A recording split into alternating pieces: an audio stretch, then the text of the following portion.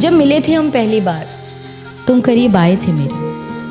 तुम्हें मैं अच्छी लगने लगी थी और मैं भी तुम्हें पसंद करने लगी थी। तब तुम्हें मेरे साथ वक्त बिताना अच्छा लगता था और मुझे भी तुमसे किया हर वादा सच्चा लगता था। घंटों घंटों फ़ोन पर बातें किया करते थे तुम और मुझसे मिलने के बाद अक्सर लेट सोया करते थे तुम।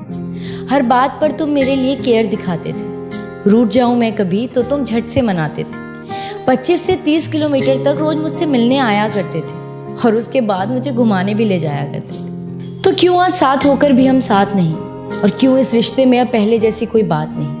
क्यों हमारे वो पहले जैसे हालात नहीं, और क्यों आज मेरे हाथों में तेरा हाथ नहीं? एक छत के नीचे रहकर भी तू अजनबी बन गया है।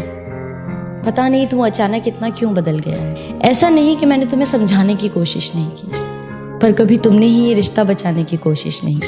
एक अरसे से जिंदगी को ऐसे ही एडजस्ट कर रही थी और जो हो रहा था मेरे साथ उसे बेमन से एक्सेप्ट कर रही थी, और तू मेरी इसी बात का फायदा उठा रहा था। मैं दिल लगा रही थी, तू दिमाग चला रहा था। पर कब तक इन रिश्तों को घसीटा जाए?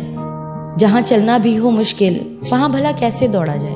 पर अब सच बताऊं तो बहुत थक चुकी हूँ मैं, और इस घिसी पिटी जिंदगी से पक चुकी हूँ। मैं जानती हूँ कि मुझे कोई समझ नहीं पाएगा।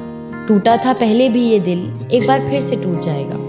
पर इस बार मैं खुद से एक वादा करूंगी, दूसरों से कम और खुद से प्यार ज्यादा करूंगी। मैं हंसती रहती हूँ अक्सर, इसलिए कोई जान नहीं पाता, और इस हंसी के पीछे का दर्द कोई पहचान नहीं पाता। अब किसी को इतना पास नहीं लाऊंगी मैं, अब किसी को इतना पास नहीं लाऊंगी मैं, और किसी को इतना खास नहीं बनाऊंगी मैं। और जरूरी नहीं कि जबरदस्ती रिश्तों को निभाया जाए, झूठी मुस्कुराहटों से बेमतलब सबको हंसाया जाए। हम अक्सर ये सोचकर चुप हो जाते हैं कि लोग क्या कहेंगे, रिश्तेदार क्या कहेंगे, पर जिन्होंने कभी आपका दर्द जानने की कोशिश तक नहीं की, आप उनसे क्या उम्मीद रखेंगे? और इस दर्द में रहना है या इससे बाहर निकलना है, इसका फैसला सिर्फ आप कर सकते हैं। जरूरी नहीं कि अगर आपके पेरेंट्स के एक्सपीरियंस अच्छे हों तो आपके भी होंगे, उनके डिसीजंस अच्छे हों तो आपके भी होंगे। जिस सिचुएशन को आप फेस कर रहे हैं उसे आप ही बखूबी जानते हैं और कोई नहीं, और जो आपको समझता होगा वो आपकी सिचुएशन को भी समझेगा। और शायद हमारा सफ़र यहीं